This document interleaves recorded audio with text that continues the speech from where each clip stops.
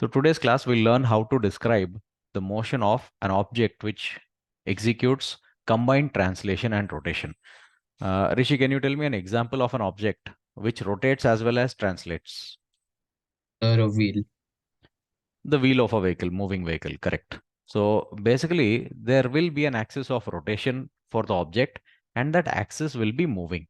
Okay. So objects in combined translation and rotation will have a moving axis of rotation. Fine. Now, axis is a line. Okay. It can be an actual solid object like a rod around which the system is rotating. It can be an imaginary line also. Okay. For example, if you take the wheel of a moving vehicle, wheel is connected to something called axle. The axle itself becomes the axis of rotation for the wheel. Okay. The entire wheel rotates around the axle. Uh, yeah, what I was saying is the axis of rotation can move in different ways. Okay. But in your syllabus, you only have cases where the axis of rotation shifts parallel to itself. The orientation of the axis of rotation shall not change. Okay. So we'll only consider cases where the axis of rotation shifts or moves parallel to itself.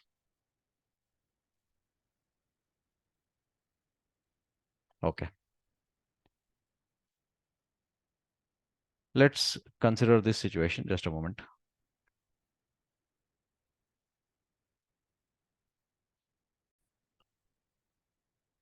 Yeah. Consider the fan which executes pure rotation. We had discussed this case in detail. Now, when an object executes pure rotation, what happens is every particle of the object executes circular motion at the same rate of rotation around the axis, around the same axis.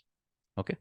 So that is what is pure rotation. And if you want to find out velocity of any particle in pure rotation, you can use V is equal to R omega, where R is the distance of the particle from the axis of rotation and omega is the angular velocity. Then you assign a direction to it.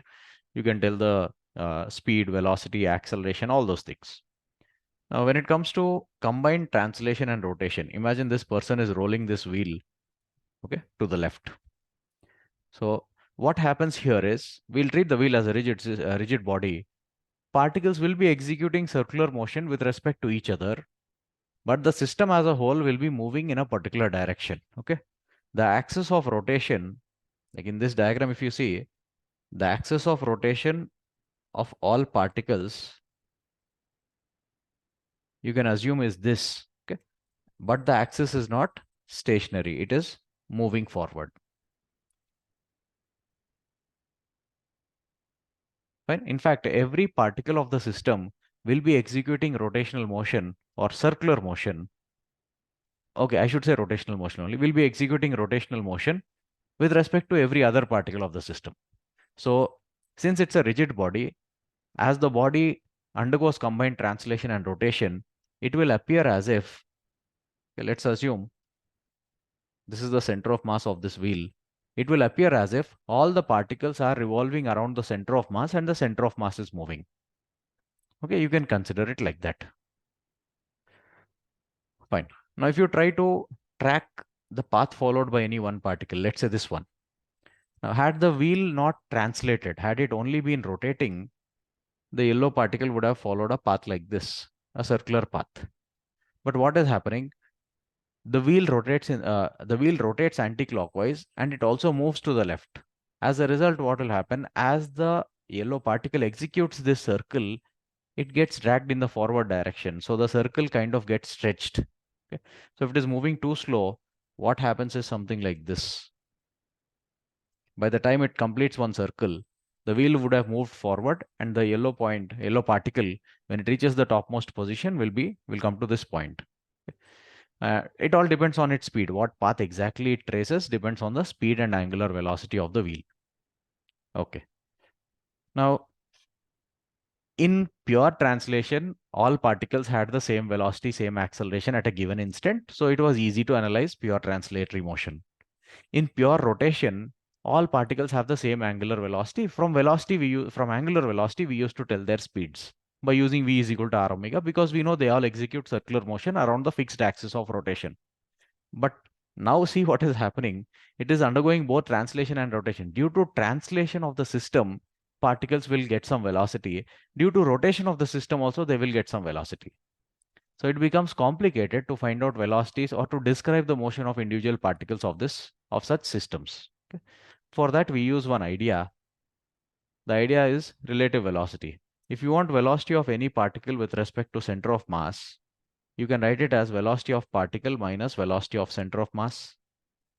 Therefore, in any kind of motion, be it translation, rotation, or combined translation and rotation, if you need the velocity of any single particle, you can use this idea. You can write it as velocity of particle with respect to center of mass plus the velocity of center of mass. Okay. In most cases, where a system or an object is moving, we will know how the center of mass is moving. Okay. So if you know how the center of mass is moving and how the particle is moving with respect to center of mass, then you can tell the original velocity of the particle. Means you can actually tell how the particle is moving. Now, velocity of center of mass, in most cases, it will be known. You can apply energy conservation to get velocity of center of mass. There are many ways. Okay. Uh, in F net equal to ma also, a is the acceleration of center of mass. So once you find acceleration, maybe you can apply equations of kinematics, whatever it is. You can find out the velocity of center of mass. Okay.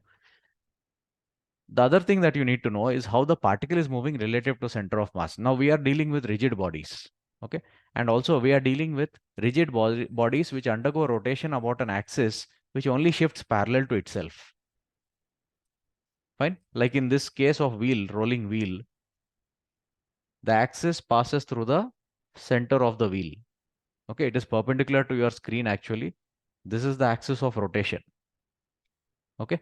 All particles of the wheel are rotating in the plane of your screen or parallel to the plane of your screen.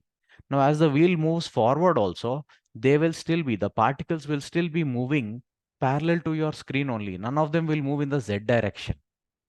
They'll only move in the XY plane if you consider the screen as the XY plane. The axis is the Z axis, or axis is parallel to the Z axis. Is this clear to all of you? If you consider any particle of the system, the particle will move parallel to XY plane, parallel to the plane of your screen itself. It will not move perpendicular to the screen because the axis is perpendicular to the screen. Okay. And axis shifts being parallel to itself. So motion of the particles continues in the XY plane. I'm not saying all particles move in the same plane. Okay, because the wheel will have some thickness. Some of them will be close to you, some of them will be farther from you. But if you analyze the motion of particles, they'll all be in parallel planes. And that is the case that you need to learn about. Okay. Fine. Those of you who just joined, we just discussed a few examples of combined translation and rotation. And now we are discussing how to describe the motion of such systems. Okay. So if you want velocity of any particle of a rigid body which undergoes combined translation and rotation, this is how you calculate. Now, velocity of center of mass will be known or can be calculated easily. How to find out velocity of particle with respect to center of mass? Let's see. Around the axis of rotation, every particle will be executing circular motion. Okay. So velocity of a particle with respect to center of mass also can be calculated by using the idea of velocity in circular motion. Basically, the particle executes circular motion around the center of mass. And in circular motion, we know how to find out velocity by using v is equal to r omega. So depending on how far the particle is from the center of mass and with what angular velocity it is rotating, you can tell what is its velocity with respect to center of mass. So we'll take center of mass as the reference. With respect to center of mass, we can tell how a particle moves, and we know how the center of mass itself is moving.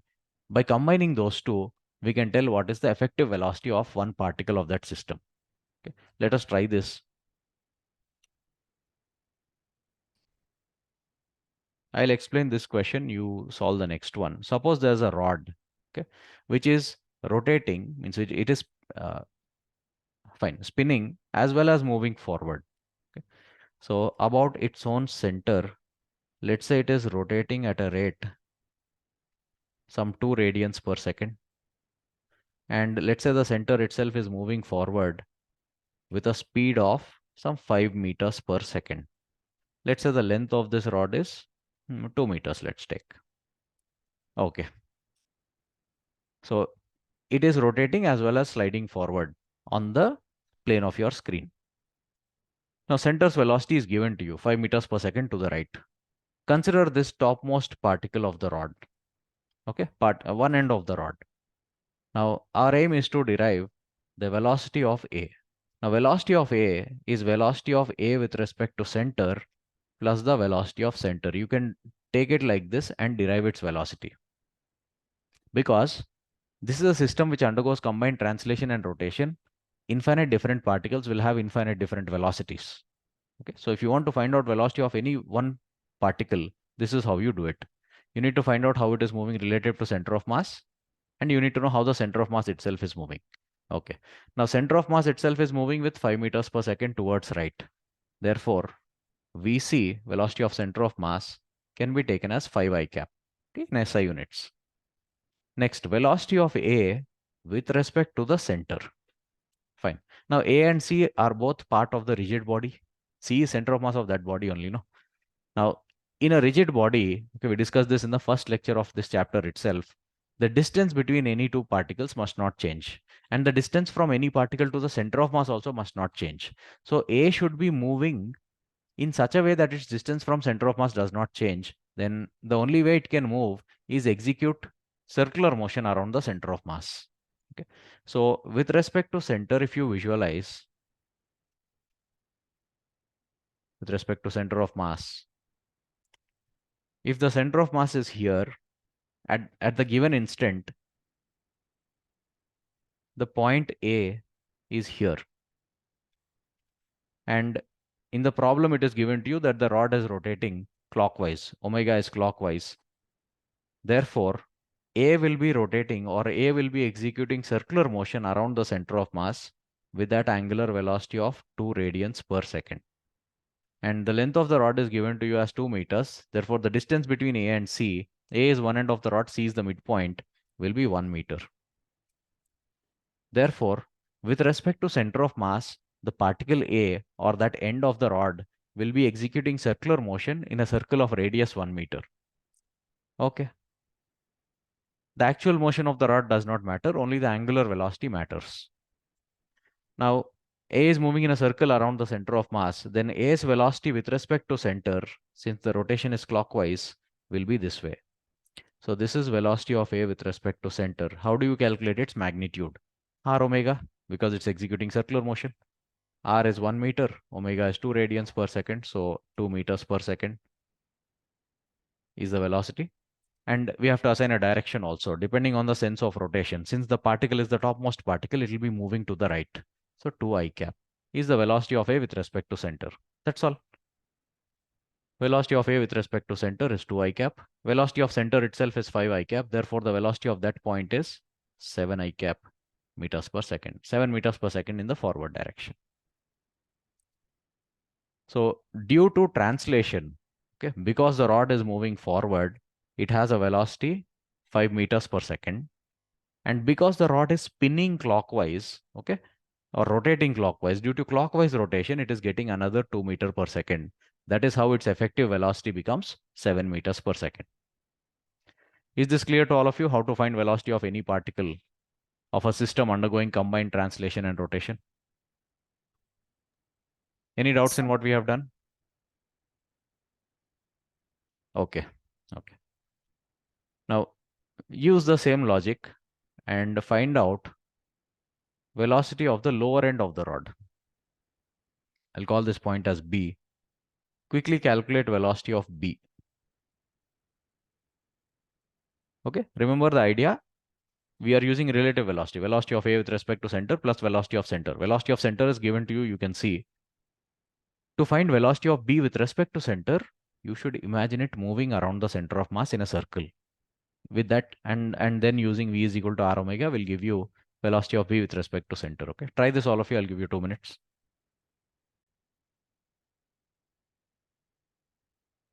The idea is to calculate velocity of b with respect to center and add velocity of center of mass to it. Velocity of center of mass is 5 I cap. We know that already. Now b with respect to center. Yusuf, can you tell velocity of b with respect to center of mass? Just imagine b going in a circle around c. How much will its speed be?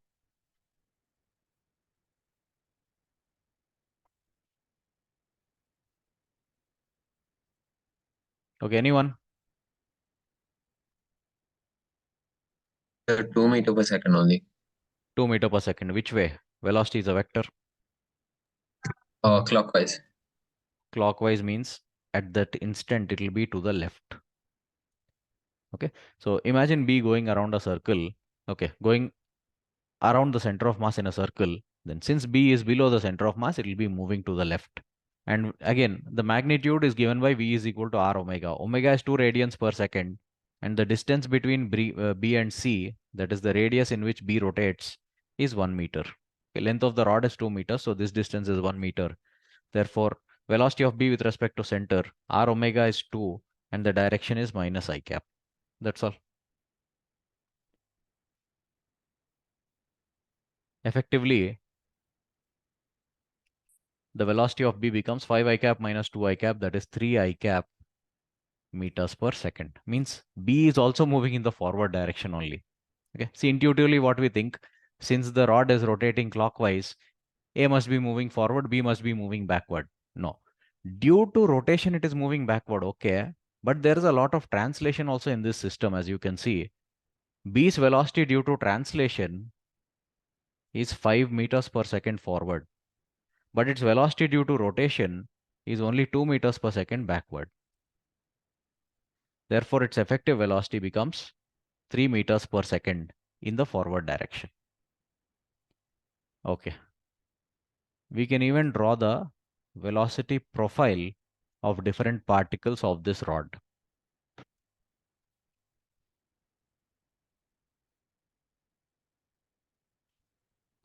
A is moving with an effective velocity of 7 meters per second, we calculated.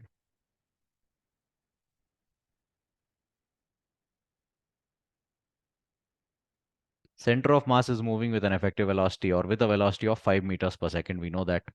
And the lower end B is moving with a velocity of 3 meters per second. Now, you all can observe a pattern here.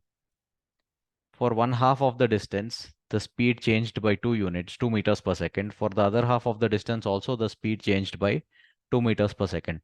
So the speed linearly varies with distance along the rod. Okay. And you can imagine extending the rod this way. Okay. Now 7, 5, 3 at the okay, this is 1 meter. This is 1 meter. At another distance of 1 meter, had the rod been long enough, okay, no, we should not say the rod been long enough because then the center of mass will change. Let's not consider that. But you can imagine some massless points, okay, massless particles. Imagine massless particles present here.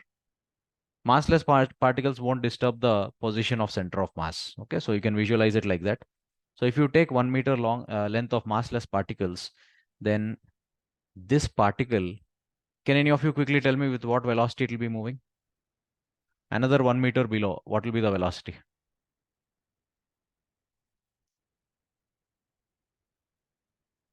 You observe the pattern for every 1 meter, what is happening to the velocity. And based on that, you tell. 1 meter per second. Correct. The velocity of this particle will be 1 meter per second. Fine. And if you imagine some more massless particles, at some distance, you will find one particle whose velocity is 0 meters per second. Can any of you tell me at what extra additional distance that will be?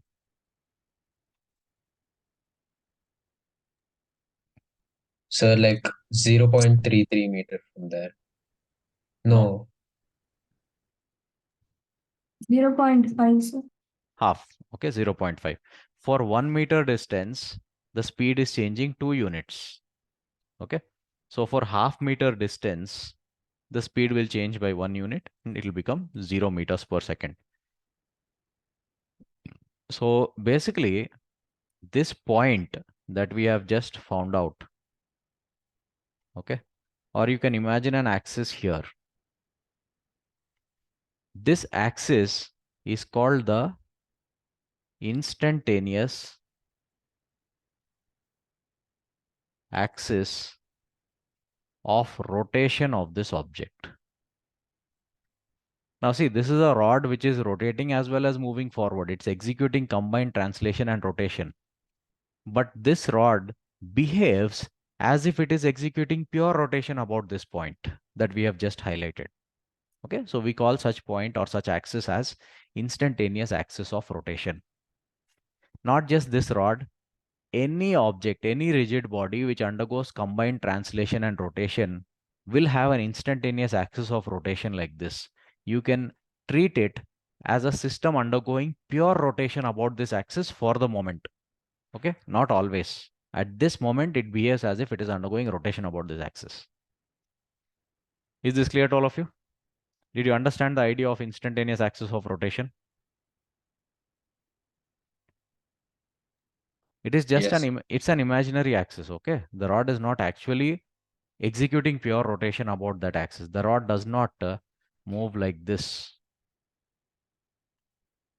Okay, it doesn't actually rotate around that axis, but at the moment it behaves like that. Okay.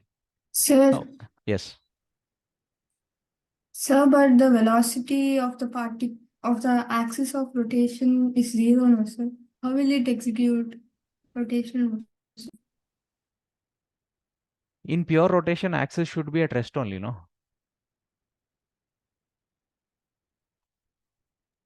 For example, fan, ceiling fan, it executes pure rotation. The axis is at rest.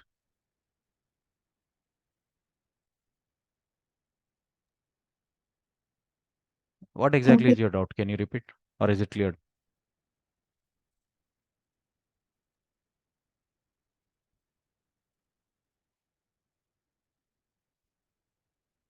sir, I am. Okay, okay. At the moment, it feels as if the rod is undergoing pure rotation about this axis. See, after some time, the rod may be oriented like this. Okay, center of mass will continue moving the same way. Why? Because there are no net forces acting on this system. If net force is zero, acceleration of center of mass will be zero. Its velocity won't be disturbed. Center of mass will continue doing what it is doing, and the rod may be oriented like this after some time. Okay. In that case, I mean, at that instant, it will have some other instantaneous axis of rotation because it's not actually executing rotational motion, pure rotational motion. It is executing combined translation and rotation, but combined translation and rotation also can be treated as pure rotation for the moment. Okay, at that instant. Fine. Let's assume this rod has a mass. Its length is 2 meters. Assume the mass of the rod is, okay, 3 kg, let us take. Now, this is an object which is in combined translation and rotation. Fine. And we don't know how to find out kinetic energy in combined translation and rotation yet. We know how to find out kinetic energy in translation, half mv square.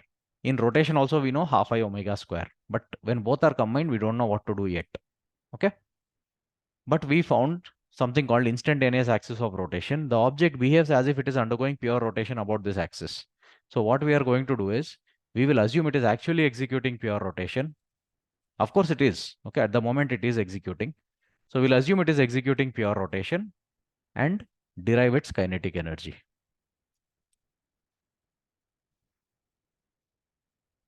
So for this object, the instantaneous axis of rotation was here at a distance of 1 plus 0.5, 1.5 meters from one end of the rod. Okay, this is from one end of the rod. 1.5 is 3 by 2 meters. Keep that in mind. It's not from the center.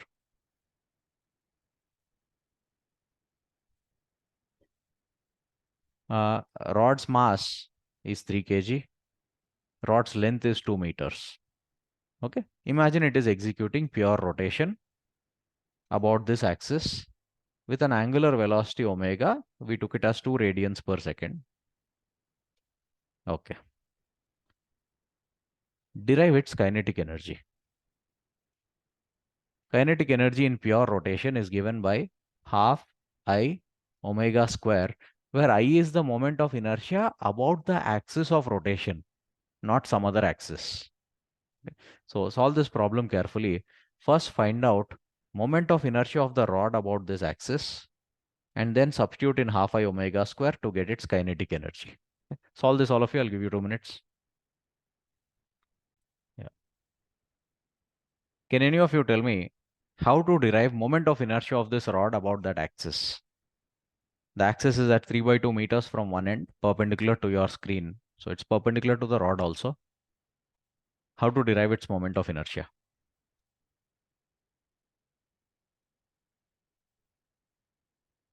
Pawan, any idea? No. Rishi? Yusuf?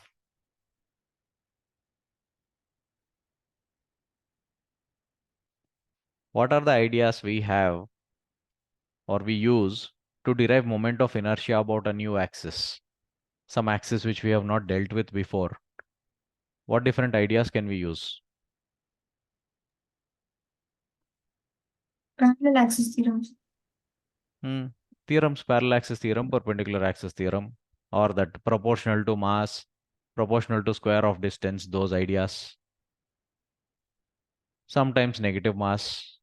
Okay, fine. We know the moment of inertia of a rod about an axis perpendicular to itself passing through the center of mass. So ICM is known to us. The formula is ml square by 12. Okay. And this axis, the instantaneous axis of rotation, is parallel to that axis. Okay, then you can use the parallel axis theorem. And for parallel axis theorem, you need the distance between the two axes. Okay. One side you have L by 2, that is 1 meter. And then here you have 1.5 meters. So basically it is 2.5, 5 by 2 meters between the two axes. That's all. Now apply parallel axis theorem. You get I is equal to ICM, ml square by 12. That is 3 into 2 square by 12 plus md square. M is 3. Distance is 5 by 2. You square it. Okay. So I is ICM plus md square. We're applying parallel axis theorem. 3 into 2 square by 12 is 1. And then 5 square 25 into 375 by 2. Okay. Plus 1 basically becomes 77 by 2 kg meter square. No, by 4. Sorry. 75 by 4 plus 4 becomes 79 by 4 kg meter square. That is the moment of inertia of the rod about this axis, the instantaneous axis of rotation. The angular velocity is 2 radians per second.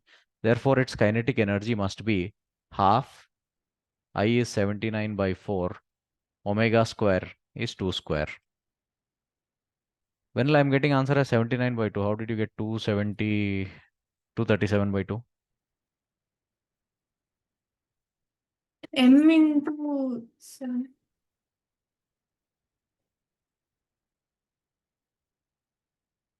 What did you say?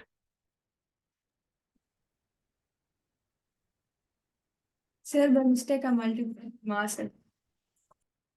Okay, fine, fine.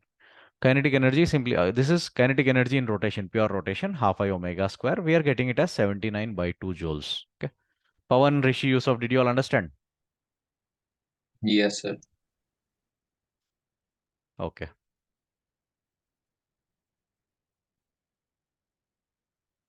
But see, if you want to calculate kinetic energy of a system which executes combined translation and rotation, this is not the only way to do. Okay, what we have done here is we identified instantaneous axis of rotation, okay, an axis about which it appears to be executing pure rotation, and we derived the kinetic energy. You don't always have to do it like this. There is another formula for kinetic energy in combined translation and rotation. Basically, you have to sum up the kinetic energy due to translation and the kinetic energy of the system due to rotation. That's all. That will give you the total kinetic energy. Now, how to find out kinetic energy due to translation? Half total mass of the system multiplied with VCM square. Okay, it's like the regular kinetic energy formula, half mv square, but you have to take velocity of center of mass. Next, kinetic energy of rotation, you have to use half ICM omega square. Okay, where ICM is the moment of inertia of the system about an axis passing through its center of mass perpendicular to the plane of motion. Okay, like this rod and the particles of this rod, they are all moving in the plane of your screen. Okay, so you have to take an axis. ICM will be an axis passing through the center of mass perpendicular to the screen, because the plane of motion of particles of this rod is the screen itself. Then the axis has to be like this. Now, why am I telling this very particularly? Because through the center of mass, you can have infinite different axes, some of which may give zero moment of inertia. Okay, about some of which the system has zero moment of inertia. Okay, so ICM for a system is not a fixed value. ICM means moment of inertia about an axis passing through center of mass. But passing through center of mass, you can have infinite different axes. Which one to take? You have to take the one which is perpendicular to the plane of motion. The plane of motion of particles of this rod is your screen. So you have to take an axis perpendicular to your screen. Automatically, it becomes perpendicular to the rod. Okay. So this is the formula for kinetic energy in combined translation and rotation. Now there is an elaborate derivation for this, and those of you preparing for JEE should know the derivation as well. In the next worksheet, you will be given hints and steps to derive that. Okay, you'll have to use position, relative velocity, all those ideas to derive this formula. Okay. So remember, if an object undergoes combined translation and rotation, its total kinetic energy due to both translation and rotation is calculated as kinetic energy due to translation plus kinetic energy due to rotation. Half m VCM square plus half ICM omega square.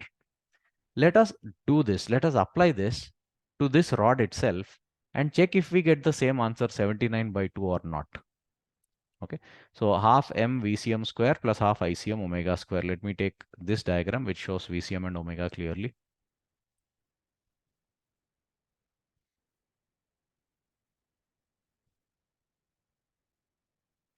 Okay, Pawan, unmute yourself.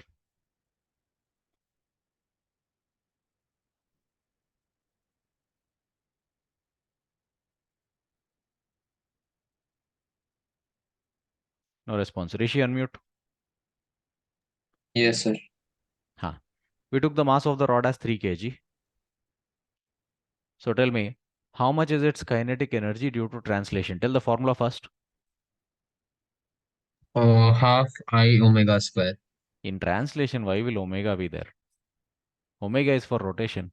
Oh, half mv square, sir. Half m VCM square. Okay.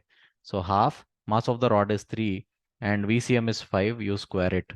25 3 is 75 by 2 is the kinetic energy due to translation. Fine. Next, kinetic energy due to rotation. Half ICM omega square.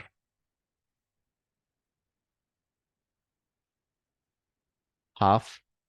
Rishi, tell me the formula for ICM for this rod.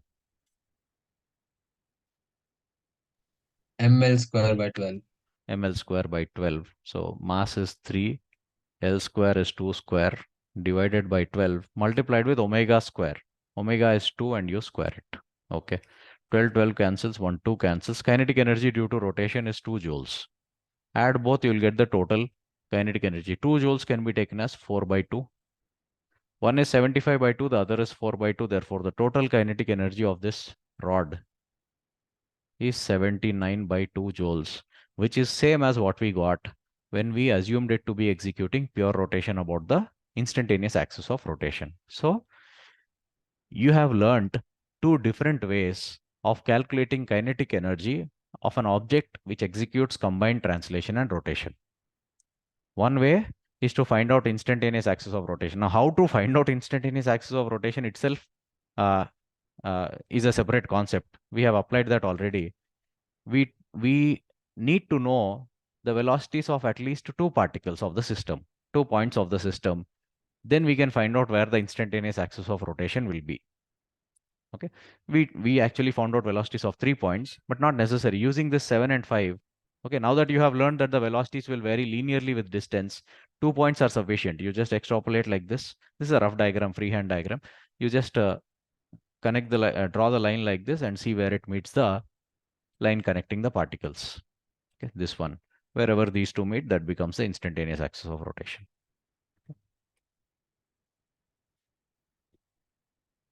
So using proportionality, proportionate distributions, you can tell where the instantaneous axis of rotation will be. So that's one way to find out total kinetic energy. Another way is to use this formula, half mvcm square plus half ICM omega square. Okay. Remember this formula, all of you?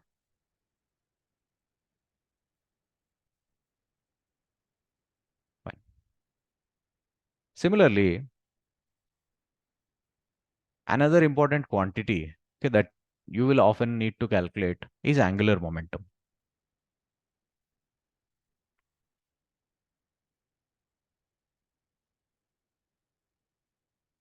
Now, angular momentum also, we have learned how to calculate in pure translation.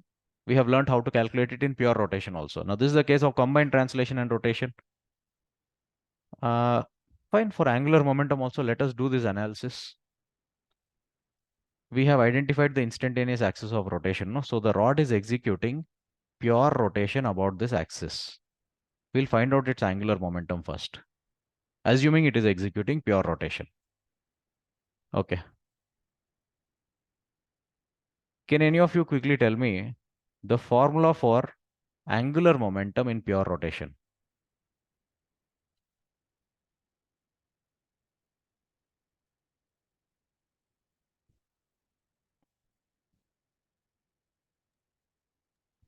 I omega. I omega, correct. Moment of inertia about this axis, how much did we get it as? 79 by 4 kg meter square. Okay. I about the instantaneous axis of rotation is 79 by 4 kg meter square, and omega is 2 radians per second. Therefore, about that axis, okay, the instantaneous axis of rotation, the angular momentum is I is 79 by 4 multiplied with omega is 2. It is 79 by 2 kg meter square per second. Okay. We assumed it to be in pure rotation and we got this result. Okay, but it's what is the rod actually doing? It is executing combined translation and rotation. Now, for combined translation and rotation, the angular momentum can be calculated as angular momentum due to translation plus the angular momentum due to rotation. Simple.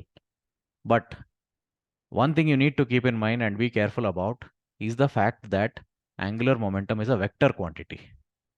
Angular momentum due to translation and angular momentum due to rotation may not always be in the same direction. So you have to properly treat them as vectors and find out the vector resultant of these two. Okay. Let's apply this to this. Okay, we need the formula. Angular momentum due to translation. It is mr cross v. Okay, where we take r as position vector of center of mass, v as velocity of center of mass. So same thing here. Total mass of the system into RCM cross VCM.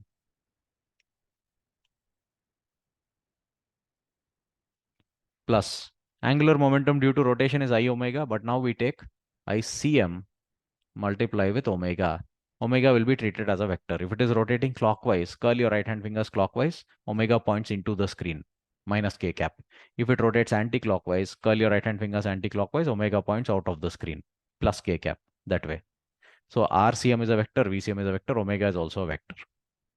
If both angular momentum due to translation and angular momentum due to rotation are clockwise, then you can directly add them. If both are anti-clockwise also, you can directly add them. But if one is clockwise, the other is anti-clockwise, you'll have to subtract. Okay? So it is important to visualize the sense of each of them, direction of each one of them. Let us apply this to this rod. Rod is executing combined translation and rotation, and we assumed it executes pure rotation, or not assumed. At the moment, it does execute pure rotation about the instantaneous axis of rotation, and we found out what is its angular momentum about that axis. Let us now use this formula to find out its angular momentum about that same axis. Because if axis changes, angular momentum can anyway change. So let's take the same axis. Where was this axis? It was at 1.5 meters from one end of the rod. Okay. It is important to know the distance. R perpendicular you will need. Right. So we want to check if angular momentum turns out to be the same. Fine. The formula for angular momentum due to translation is m RCM cross VCM. We can write it as mv r perpendicular and then assign a direction to it. Mass is 3 kg. Center of mass is moving with 5 meters per second. Other than vanilla, any one of you tell me, in the formula for angular momentum, r perpendicular is from where to where? Or should be taken from where to where?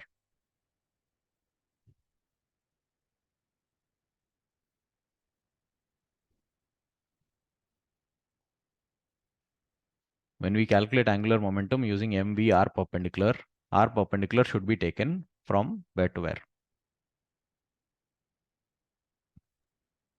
Sir, from X నుంచి centre. From axis to? Sir ఆ green colour X నుంచి అక్కడి నుంచి ఎక్కడి వరకు? Centre of mass వరకు. Okay, not actually the center of mass. It is the line of action of velocity. In this case, it is the center of mass. Fine. So this is the line of action of velocity. R perpendicular should be from axis of rotation to the line of action of VCM. Okay. So in this case, it becomes, this was 1 meter plus 1.5, 5 by 2 meters. That is R perpendicular. Therefore, the angular momentum due to translation, 5, 5, 25, 3 is 75 by 2 kg meter square per second. And what is the sense of this angular momentum? Now, the center of mass is moving to the right, axis is below it. So the center of mass around this axis appears to be going clockwise like this. So into your screen, I'll just write it as minus k cap. That's the angular momentum due to translation. Next, angular momentum due to rotation. ICM multiplied with omega. ICM is ml square by 12, 3 into 2 square by 12, that is 1, multiplied with omega is 2 radians per second. So this is 2 kg meter square per second. And what is the sense? The sense of rotation of this rod, which was given to you in the problem, is clockwise itself. Omega is clockwise, so angular momentum due to rotation, LR, will also be clockwise. Clockwise means minus k cap. Both angular momentum due to translation and rotation are clockwise, so you can directly add them. Therefore, the net angular momentum will be the sum of these two, 75 plus 2 plus 4 by 75 by 2 plus 4 by 2, 79 by 2 kg meter square per second in the minus k cap direction. Now, in this problem, it's just a coincidence that we got angular momentum numerically equal to kinetic energy. Okay, 79 by 2 and 79 by 2 doesn't always happen. Okay. So, did you all understand the different ways in which you can calculate kinetic energy and angular momentum in combined translation and rotation? Remember this formula for kinetic energy. Basically, combined translation and rotation means some part will be contributed by translation and some will be contributed by rotation, be it kinetic energy or angular momentum. There's another very common, important quantity that we often calculate, linear momentum. Linear momentum of any system in any kind of motion is always mass multiplied with velocity of center of mass. Doesn't matter whether it is executing rotation, combined, or only translation. Okay? This is always the formula for total momentum of the system. So nothing special about it or nothing new about it. Fine. Try this question, all of you. Let's consider rod itself.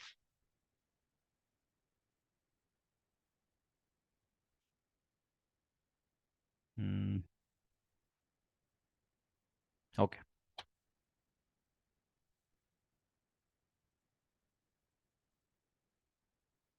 Assume its length is, okay, let's say 2 meters. Mass, you again take it as 3 kg. Calculation will be easy. Its center of mass is moving with a speed, say 4 meters per second. And the rod is rotating at a rate 4 radians per second. Okay. So what all do you have to calculate?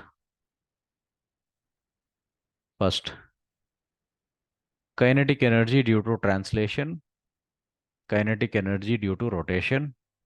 Add them up, you'll get total kinetic energy. Calculate this. Next, angular momentum due to translation, angular momentum due to rotation. Combining them, total angular momentum.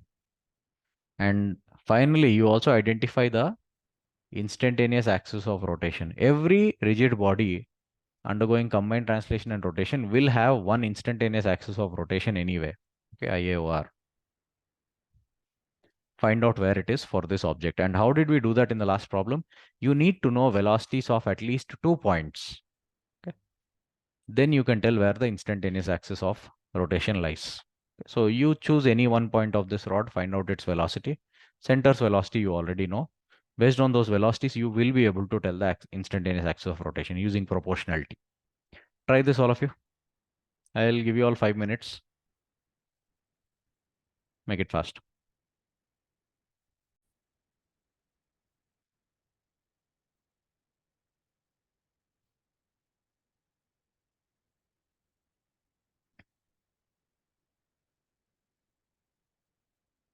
Does it give you that notification recording in progress and all? Like when I press record, it tells me recording in progress. Do you also hear that sound or not? Yes, Yes. sir. Okay, okay, fine. Huh. So let's say a rod is resting against a smooth wall and, okay, resting, not resting. Let's say a rod is sliding against a smooth wall on a smooth floor. We had looked at situations like this before. If you know the velocity of one end of the rod, okay, we know how to tell the velocity of the other end of the rod. We used two methods there actually. We solved this problem in two different ways. One is by taking this as x, this as y, length of the rod as z, using Pythagoras theorem, x square plus y square is z square, and differentiating it. That is one way of solving. Another way in which we solve this is by using the rigid body condition. The component of velocity of that end of the upper end of the rod along the rod should be equal to the component of velocity of lower end of the rod along the rod. By equating those components, we can find out VB if you know VA and the angle. Okay. So assume this end of the rod is going down with a speed, let's say some 10 meters per second. Angle is given, say some 53 degrees. Does it look like 53? Let it be. Let's take the angle as 53 degrees. Quickly tell me what is the velocity of the other end. Using rigid body condition, you tell me. This end is A, the other end is B. I want you to find out or calculate VB.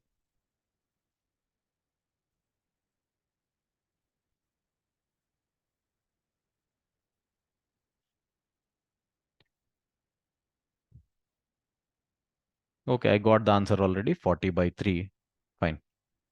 VS component along the line joining them should be equal to VB's component along the line joining them. If that angle is 53 degrees, this is 37. Then A's component along the line joining them will be 10 cos 37. 10 into 4/5 should be equal to B's component along the line joining them, B cos 53, VB cos 53, VB into 3/5. The answer is 40/3. Okay, this is a quick and easy way to solve. Fine.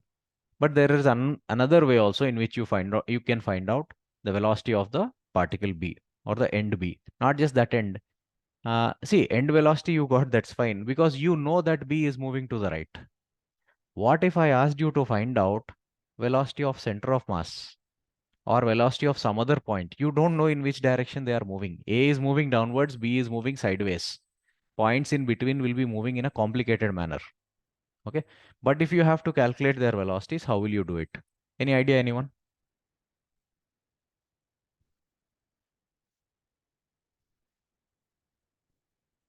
The idea is that the rod is a rigid body and if you can find out or if you can identify its instantaneous axis of rotation, every particle will be executing rotational motion around that axis. So simply by using V is equal to R omega, you can find out. Okay, but of course, it's not as simple as, oh no, it's not simple actually. Quite lengthy, but it can be done that way. Now, I drew one perpendicular to A's velocity and I drew one perpendicular to B's velocity. They are meeting here. So for this rod, at this instant, this is the axis of rotation. IA over. The entire rod is executing pure rotation about this axis. It's actually not in pure rotation. The rod center is going down as it rotates. So it's in combined translation and rotation. But about this axis, you can imagine it is in pure rotation. A appears to be rotating in this circle. B appears to be rotating in a circle like this and so on. Every particle executes pure rotation about this axis, including the center of mass. So now if you want to find out velocity of center of mass, okay, center of mass is here. You need to find out what is its distance from the axis. Okay, that R you have to find out. And you also have to find out what is the rate of rotation of this rod. Omega of the rod you will have to calculate. The rod will be rotating like this as it slides down. If you know R and omega, you can tell velocity of that point. You can tell velocity of any point. Okay.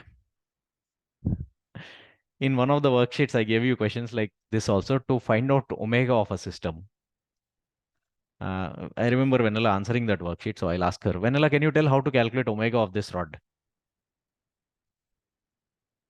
If required, you take the length as L.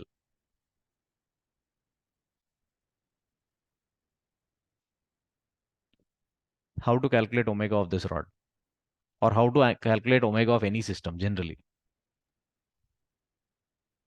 V by R's. Which V by which R? Velocity of center of mass.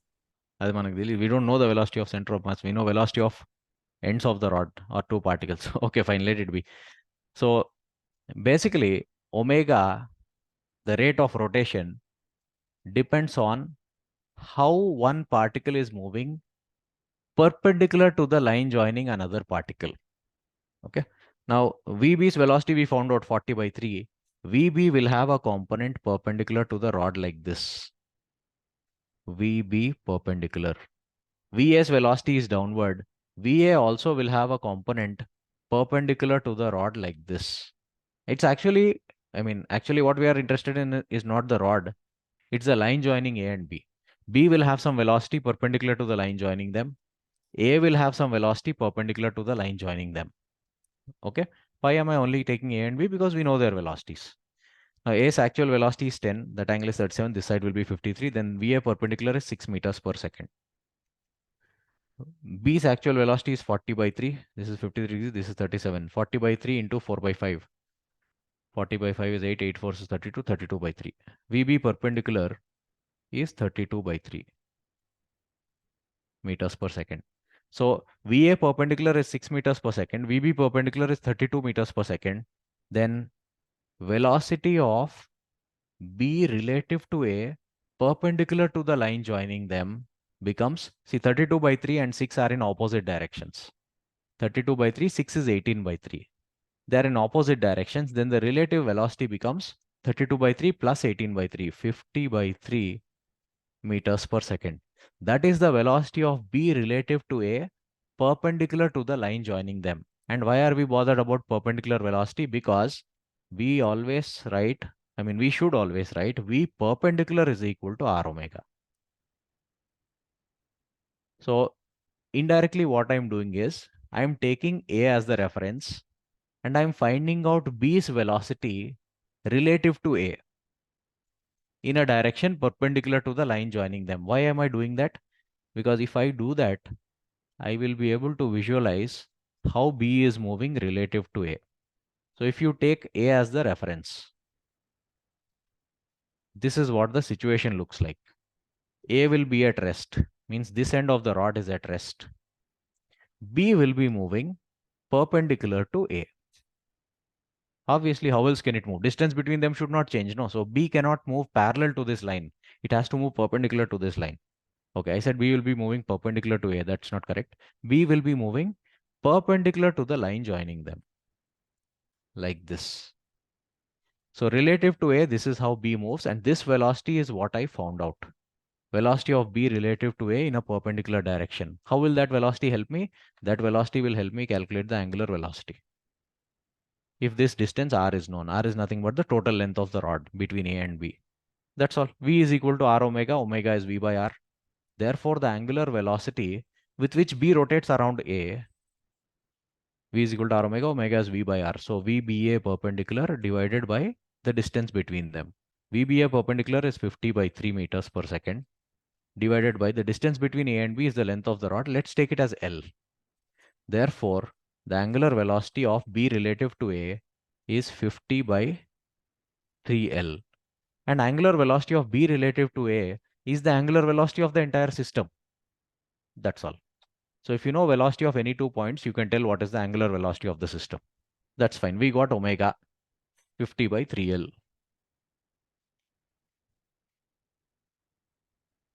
Radians per second. That's fine. We still need, what is our aim here? Our aim is to derive the velocity of center of mass. Of course, you can be asked to derive velocity of any particle. We are looking at center of mass. We still need the distance of center of mass from the axis. For that, we'll need to use some trigonometry.